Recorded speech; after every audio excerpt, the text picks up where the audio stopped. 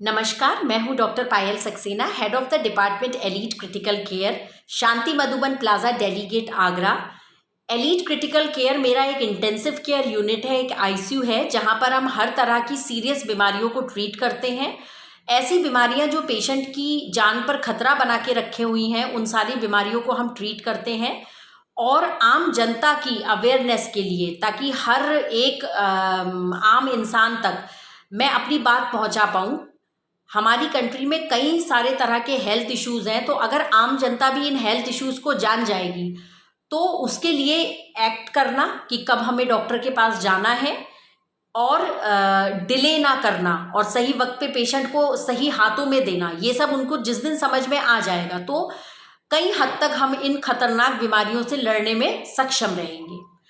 तो मैंने अपना ये पब्लिक अवेयरनेस कैंपेन शुरू करा है अपने इन वीडियोस के थ्रू, जिसमें मैं आपको हर हफ्ते केस डाला करूंगी एक अपने पेशेंट के बारे में, जैसे पेशेंट हमने ट्रीट करे, किस बीमारी के ट्रीट करे, और आम जनता को जागरूक करा करूंगी कि इस पर्टिकुलर बीमारी से लड़ने के लिए वो क्या क्या कर सकते हैं, कैसे अपना बचाव कर सकते हैं और कैसे अस्पताल आके अपनी या अपने रिश्तेदारों की या अपने नेबर्स की जान बचा सकते हैं।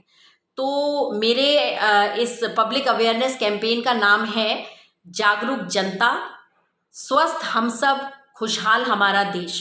क्योंकि अगर हमारे देश की जनता स्वस्थ होगी तो हमारा देश हमेशा खुशहाल रहेगा। स्वस्थ इंसान ही एक स्वस्थ भारत की नींव रखने में हमेशा सक्षम रहेगा। तो आइए शुरू करते हैं। आज मैं अपने इस पब्लिक अवेयरनेस कैंपेन में जो पहला टॉपिक लेने जा रही हूँ वो है स्नेक बाइट, सांप का काटना। सांप का काटना हमारी कंट्री में बहुत कॉमन है। लगभग 50 से 60 हज़ार पेशेंट्स हर साल हमारी कंट्री में सांप के काटने से मारे जाते हैं। तो ये वो आंकड़े हैं जो हमें पता है, जिसमें कि हमको पता होता है कि पेशेंट को सांप ने काटा। एक ऐसा कंडीशन भी होती है जिसमें सांप कब काट के चला जाता है किसी को आइडिया ही नहीं होता, और पेशेंट हमेशा अलग अलग तरह के सिम्टम्स और साइंस के साथ हॉस्पिटल में प्रेजेंट करता है, जहां उनका डायग्नोसिस बनाना बहुत मुश्किल काम होता है। तो मैं आपको जिस पेशेंट के बारे में बताने जा रही हूँ वो अभी 3 दिन पहले हमारे पास, दिवाली से 3 दिन पहले हमारे पास आए थे, और वो एजुकेटेड इंसान है, पढ़े लिखे इंसान है और रियल एस्टेट का काम करते हैं। वो रात में अपनी साइट पे थे जब उन्हें ऐसा लगा कि किसी चीज़ ने उनको काटा है, और उन्होंने देखा तो एक काले कलर का सांप था। वो सांप दीवार पे चढ़ने की कोशिश कर रहा था लेकिन चढ़ नहीं पा रहा था, तो इन्होंने उसकी फ़ोटो खींच ली और आसपास वाले लोगों ने उस सांप को मार दिया। उसके बाद इनको हमारे पास आने में करीब 4 से 5 घंटे लग गए, और तब तक इनकी हालत काफ़ी बिगड़ चुकी थी, जिसमें इनको उल्टियाँ हो रही थी, इनके पेट में दर्द था और इन्हें बिल्कुल धुंधला दिखाई दे रहा था। इनके दिल की धड़कन काफ़ी बढ़ी हुई थी, उनका ब्लड प्रेशर काफ़ी बढ़ा हुआ था, और जिस पैर में सांप ने काटा था उसमें प्रॉपर सांप के फैंग के मार्क्स भी थे, और उस पैर में इनको बहुत ज़्यादा दर्द हो रहा था और बहुत ज़्यादा जलन हो रही थी। तो काफ़ी घबराए हुए थे पेशेंट, और हम लोगों ने फ़ौरन ट्रीटमेंट शुरू करा देखते ही, क्योंकि इस चीज़ में बहुत ज़्यादा टाइम नहीं लगा कि ये एक पॉइजनस स्नेक बाइट है, और पेशेंट को धुंधला दिख रहा था। 10 मिनट के बाद, करीब एडमिशन से 10 मिनट के बाद, पेशेंट ने मुझसे कहा कि अब मैं अपनी आंखें बिल्कुल नहीं खोल पा रहा हूँ। तो ये एक बहुत ही रैपिडली प्रोग्रेसिव न्यूरोटॉक्सिन था, जिसमें पेशेंट टोसिस ने 10 मिनट के अंदर एक कंप्लीट ऑफ्थेल्मोप्लीजिया में जो कंप्लीट कन्वर्ट हो गया टोसिस। मतलब जब वो आंखें थोड़ी थोड़ी खोल पा रहा था और आंखें बिल्कुल नहीं खोल पा रहा था, इसमें सिर्फ 10 मिनट का गैप था। तो इस चीज़ से हम ये पता लगा सकते हैं कि ये न्यूरोटॉक्सिक स्नेक का जो वेनम था, जो न्यूरोटॉक्सिन है, ये कितना रैपिडली प्रोग्रेसिंग है। ये जो न्यूरोटॉक्सिक स्नेक की वैरायटी होती है, इसमें डिसेंडिंग पैरालिसिस होता है। डिसेंडिंग हम किसी भी चीज़ को तब कहते हैं जब वो ऊपर से नीचे जाती है। तो डिसेंडिंग पैरालिसिस का सीधे सीधे मतलब है कि अगर आपकी आंखों में पैरालिसिस डेवलप हो चुका है तो आप अंदाजा लगा सकते हैं कि कितनी देर लगेगी उस पैरालिसिस को आपके सांस की मसल्स तक पहुंचने में। और एक बार अगर पैरालिसिस आपकी सांस की मसल तक पहुंच गया, रेस्पिरेटरी मसल्स तक पहुंच गया, तो पेशेंट को हर हालत में वेंटिलेटर पे जाना ही पड़ेगा, क्योंकि और कोई चारा नहीं रह जाएगा। तो इस केस में ये चीज़ हमने देखी कि बहुत रैपिडली प्रोग्रेसिव है ये न्यूरोटॉक्सिन, और हम अपना ट्रीटमेंट ऑलरेडी स्टार्ट कर चुके थे, और हम लोग एकदम रेडी खड़े थे अपने वेंटिलेटर और हर चीज़ के साथ। और रिलेटिव्स को भी हमने समझा दिया कि किसी भी पल वेंटिलेटर की ज़रूरत हमारे पेशेंट को पड़ सकती है और जान बचाने के लिए हमें उन्हें वेंटिलेटर पे लेना पड़ेगा। तो पूरी रात हम लोग बेड साइड खड़े रहे हैं इस पेशेंट के, और ट्रीटमेंट के करीब 5 से 6 घंटे बाद पेशेंट ने अपनी आंखें पूरी तरह से खोली। कोई वीकनेस उनकी आंखों में नहीं थी और उनके टॉक्सिक जो सिम्टम्स थे, जो साइंस थे, वो भी काफ़ी कम हो गए थे। पैर का दर्द भी बहुत कम हो गया था, जलन भी नहीं हो रही थी उसमें। तो 5 से 6 घंटे के टाइम में पेशेंट को काफ़ी आराम मिल गया था।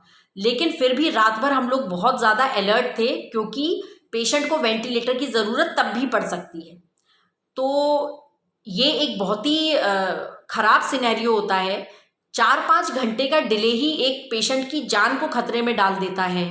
तो सबसे पहली चीज़ जो एक कैरी होम मैसेज है सबके लिए, वो ये कि अगर तो आपने देख लिया है कि सांप ने काटा है, तो आपको बिना देरी के एक अच्छे इंटेंसिव केयर यूनिट आईसीयू में पेशेंट को लेके जाना है। क्यों आईसीयू में लेके जाना है? क्योंकि ऐसे पेशेंट को कभी भी वेंटिलेटर की ज़रूरत पड़ सकती है, कभी भी इनको सीपीआर की, कार्डियोपल्मोनरी रिससिटेशन की ज़रूरत पड़ सकती है। तो ये सारी चीज़ें आपको इंटेंसिव केयर यूनिट में, एक अच्छे इंटेंसिव केयर यूनिट में ही मिलेंगी, जो कि सक्षम हो स्नेक बाइट को ट्रीट करने में। ये बहुत इंपॉर्टेंट चीज़ है। तो जब भी तो हमारा पेशेंट ठीक होके घर भी गए और इन्होंने दिवाली भी मनाई और बहुत खुश थे कि हम लोगों की वजह से जान भी बची और दिवाली भी मना पा रहे हैं। तो हमेशा जब भी मेरे पास स्नेक बाइट आता है, मैंने अपने 11 साल के कैरियर में बहुत सारे स्नेक बाइट देखे हैं, बहुत सारे कई तरह के स्नेक बाइट्स ट्रीट करे हैं। 3 ऐसे केसेस हैं जिसमें स्नेक बाइट की कोई हिस्ट्री नहीं थी और वो केसेस मुझे हमेशा याद रहते हैं। तो जब भी कोई स्नेक बाइट का केस मेरे पास आता है, मैं हमेशा इन 3 केसेस को याद करती हूँ और चाहती हूँ कि हर पब्लिक और हर डॉक्टर तक मेरा ये एक्सपीरियंस पहुँचे, क्योंकि कहीं ना कहीं इस एक्सपीरियंस से हम कई सारे लोगों की जान बचा सकते हैं। तो पहला केस जो मैं आपको बताऊंगी, वो एक बाबा थे जो करीब 78 ईयर्स के थे और उनका बेटा उनको हॉस्पिटल आया था। तब मैं किसी और हॉस्पिटल में काम करती थी और उस हॉस्पिटल में बेटा उनको लाया। न्यूरो के अंडर पेशेंट एडमिट हुआ और हमारे आईसीयू में आया, तो हमने फ़ौरन उसको वेंटिलेटर पे लिया। पेशेंट बिल्कुल बेहोश था और उसकी सारी जांचें करवाई गई, जितनी न्यूरो की इन्वेस्टिगेशंस होती हैं वो सब करवाई गई, सीटी एमआरआई वगैरह सब कुछ करवाया गया, लेकिन सब कुछ नॉर्मल था। अगर पेशेंट को हम ऑब्जर्व करते, एक क्रिटिकल केयर एक्सपर्ट के पॉइंट ऑफ व्यू से अगर हम पेशेंट को ऑब्जर्व करते, तो 3-4 चीज़ें थी जो मुझको ठीक नहीं लग रही थी। पहली चीज़ ये कि जो पेशेंट के वाइटल्स थे, ब्लड प्रेशर, हार्ट रेट वगैरह, वो बिल्कुल नॉर्मल चल रहे थे, लेकिन पेशेंट अपनी एक भी सांस नहीं ले रहा था। हम 1 मिनट में 16 से 20 बार सांस लेते हैं, लेकिन वो पेशेंट एक बार भी सांस नहीं ले रहा था। वेंटिलेटर उसको सांस दे रहा था, वेंटिलेटर उसको जिंदा रखे हुआ था। और पेशेंट की पूरी बॉडी में कहीं भी कोई मूवमेंट नहीं था। एक पैरालिसिस जैसा, होल बॉडी पैरालिसिस जैसा उसका कंडीशन थी। तो एक चीज़ तो पक्की थी कि पेशेंट हमारा जिंदा है, लेकिन हमारा पेशेंट मूव नहीं कर पा रहा और आंखें भी नहीं खोल पा रहा है और सांस भी नहीं ले पा रहा है। तो जब सारी चीज़ें इसकी नॉर्मल आती रही, तो मैंने ये सोचा, क्योंकि मैं हमेशा कोशिश करती हूँ कि पेशेंट का डायग्नोसिस हमारे पास ज़रूर होना चाहिए, क्योंकि अगर सही डायग्नोसिस होगा तो हम उसका शायद सही इलाज भी कर पाएँ। लेकिन अगर हमारे पास डायग्नोसिस ही नहीं होगा तो कई एस्पेक्ट्स में हम फेल होते चले जाएंगे। तो मैंने एक बार फिर से उनके बेटे को बुलाया और मैंने उससे कहा कि मुझे शुरू से लेकर आखिर तक बताओ कि आखिर हुआ क्या था। तो उसने कुछ भी वो हिस्ट्री नहीं दे पाया और उसने एक ही बात बोली कि मैडम जी, मुझे मेरे पिताजी जो है वो जंगल में बेहोश मिले थे। तो बार बार जब उसने यही बात बोली कि जंगल में बेहोश मिले थे, तो मेरे दिमाग में ये चीज़ आई कि ये स्नेक बाइट क्यों नहीं हो सकता है, क्योंकि पेशेंट को बिल्कुल न्यूरोमस्कुलर पैरालिसिस हो रखा है इस वक्त। और फिर जब मेरे दिमाग में ये बात आई कि ये स्नेक बाइट क्यों नहीं हो सकता है, तो मैंने जो प्राइमरी कंसल्टेंट थे, जो न्यूरो सर्जन थे, उनसे मैंने बात करी और रिलेटिव से मैंने बात करी और ये डिसीजन लिया कि हम पेशेंट को एएसवी देंगे। और हमने एएसवी दिया। हालांकि पूरी बॉडी भी हमने सर्च करी, एक आध जगह हमें ऐसा लगा कि शायद सांप के फैंग के निशान हैं, फैंग मार्क्स हैं, बट बहुत श्योर नहीं थे हम। लेकिन फिर भी हमने एएसवी दिया और करीब 48 घंटे के अंदर पेशेंट का मूवमेंट भी आया और उसने आंखें भी खोली। और चौथे दिन हमने पेशेंट को वेंटिलेटर से बाहर निकाला। तो सब इस बात से काफ़ी हैरान थे, क्योंकि ये एक बहुत ही डिफ़िकल्ट चीज़ थी इस तरह का डायग्नोसिस बनाना। लेकिन वही है कि कंटिन्यूअस जब हमने हर तरफ से पेशेंट को मैं देखती रही तो ये दिमाग में चीज़ आई कि ये स्नेक बाइट हो सकता है। ऐसे ही दूसरा एक केस था, ये 88 ईयर्स ओल्ड बाबा थे। ये जब आए थे तो उस वक्त मेरी ड्यूटी नहीं थी हॉस्पिटल में। ये शाम के करीब आए थे और मैंने इन्हें अगले दिन देखा, मतलब करीब करीब 24 घंटे बाद मैंने इनको देखा और देखते ही मैंने देखा कि इनकी जो आंखें हैं वो आधी बंद हो रही हैं, लेकिन बाबा पूरी तरह से बात कर रहे थे। तो मैंने कहा कि ये स्नेक बाइट है। वो पेशेंट भी, उसकी भी सारी न्यूरो इन्वेस्टिगेशंस हो चुकी थी, सीटी एमआरआई सब कुछ हो चुका था और सब कुछ नॉर्मल आ रहा था। फिर से मैंने प्राइमरी कंसल्टेंट से बात करी, रिलेटिव्स को समझाया और बाबा से मैंने बात करी। मैंने उनसे ये पूछा कि आपको किसी सांप ने या किसी चीज़ ने काटा तो नहीं था? तो उन्होंने कहा कि मैं ये तो नहीं जानता कि सांप ने काटा था, लेकिन करीब 3 दिन पहले मैं एक मंदिर में गया था रात में दर्शन करने, तो मुझे ऐसा लगा था कि कोई चीज़ मेरे चुभी है, लेकिन मुझे ये नहीं पता कि क्या चीज़ चुभी। तो उन्होंने जहाँ बताया, हम लोगों ने वहाँ देखा तो हमें ऐसा लगा कि शायद सांप के कांटे के निशान ही जैसा है। हमने उन्हें भी एएसवी दी और करीब 10 से 12 घंटे के अंदर उनका टोसिस बिल्कुल डिसअपियर कर गया, बिल्कुल ख़त्म हो गया। तो ये भी एक हैरान करने वाली बात थी कि तमाम तरह की जांचें हो रही थी, लेकिन एग्जैक्ट जो केस था, जो स्नेक बाइट था, वो किसी की पकड़ में नहीं आ रहा था। तो हमेशा जब हिस्ट्री ऑफ स्नेक बाइट नहीं होती है तो स्नेक बाइट का डायग्नोसिस बनाना एक बहुत मुश्किल काम होता है। तीसरा केस मुझे याद है, ये तब आया था जब मैं दिल्ली में पढ़ाई कर रही थी और उस वक्त मैं आईसीयू की सीनियर ड्यूटी करा करती थी। तो मेरे पास एक बाऊजी आए थे जो 60 इयर्स के थे, अच्छी फैमिली को बिलोंग करते थे और उनकी हिस्ट्री थी कि पिछले 1 हफ्ते से उनको लगातार पेशाब में ब्लड आ रहा था, जिसे हम अपने मेडिकल टर्म्स में हीमेचूरिया कहते हैं। उनको हर चीज़ देखी गई, उनको सारे इंटरवेंशंस भी किए गए, लेकिन कहीं से कोई सोर्स ऑफ ब्लीडिंग पता नहीं चला। ब्लड टेस्ट में हम कोएगुलेशन प्रोफाइल वगैरह कराते हैं, प्लेटलेट्स वगैरह कराते हैं, पीटीआईएनआर, एपीटीटी जिसे हम कहते हैं, वो सब चीज़ें नॉर्मल आ रही थी। हालांकि पेशेंट आईसीयू में आए, मैंने सारी हिस्ट्री ली, बार बार रिलेटिव से बात करी, पर कोई डायग्नोसिस बन के नहीं आ रहा था। उसके बाद एक चीज़ जो बहुत कॉमन होती है, हाँ, हमारे 2 तरह के स्नेक्स होते हैं। एक तो होते हैं न्यूरोटॉक्सिक जो पैरालिसिस करते हैं, दूसरे होते हैं हीमेटोटॉक्सिक जो ब्लीडिंग की टेंडेंसी होती है, जिनमें जो ब्लीड करवाते हैं पेशेंट को। तो उसमें खासकर हमारा एक इन्वेस्टिगेशन होता है जो आजकल सब जगह नहीं कराया जाता, बट ये एक बहुत बेसिक और बहुत कॉमन इन्वेस्टिगेशन होता है जिसे हम क्लॉटिंग टाइम कहते हैं। तो मेरे दिमाग में आया और मैंने क्लॉटिंग टाइम देखना शुरू करा उनका।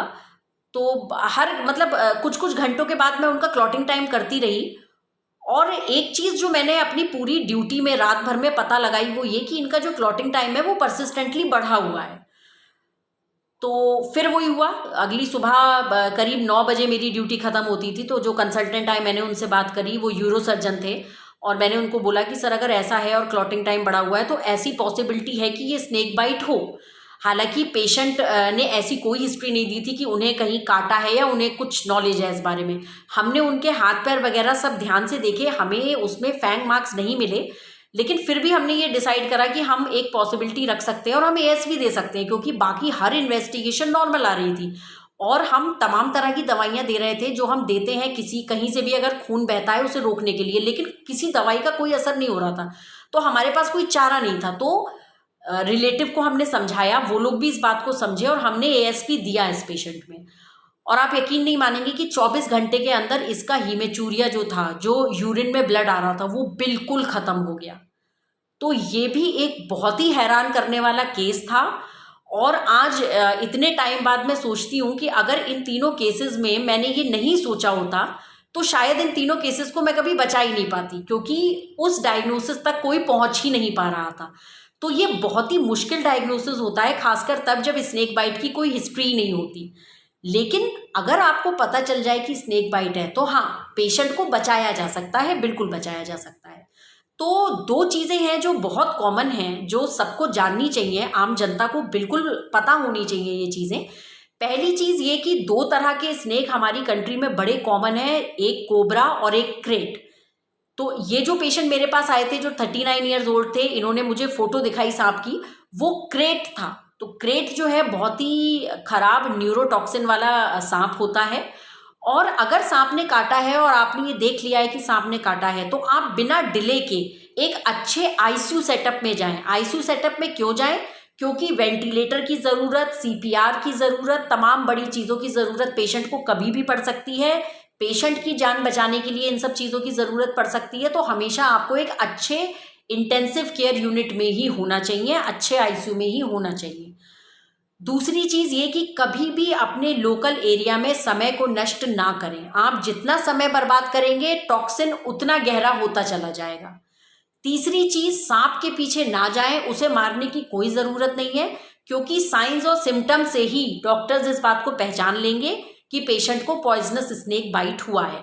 तो आप सही वक्त पे पेशेंट को हॉस्पिटल पहुंचा के कई सारी जो अनटूवर्ड इफेक्ट्स हैं, जो खराब इफेक्ट्स हैं स्नेक बाइट के, उससे पेशेंट को बचा सकते हैं। तो ये चीज़ आम जनता को याद रखनी है।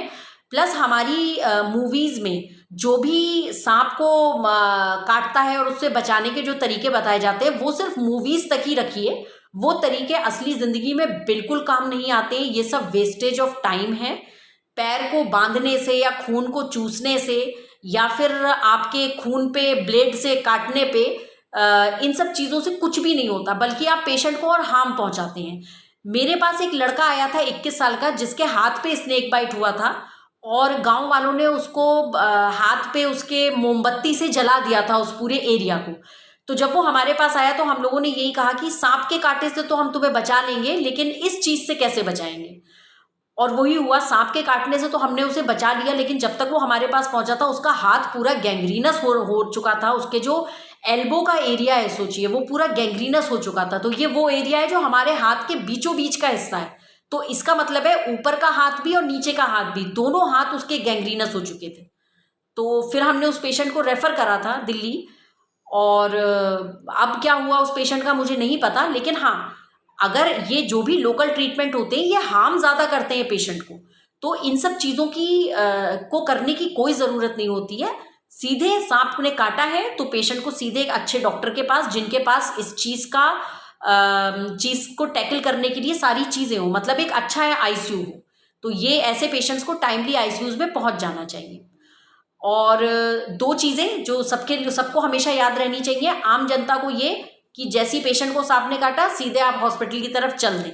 और डॉक्टर्स के लिए ये कि ये डायग्नोसिस, अनविटनेस्ड स्नेक बाइट में डायग्नोसिस बहुत डिफिकल्ट होता है।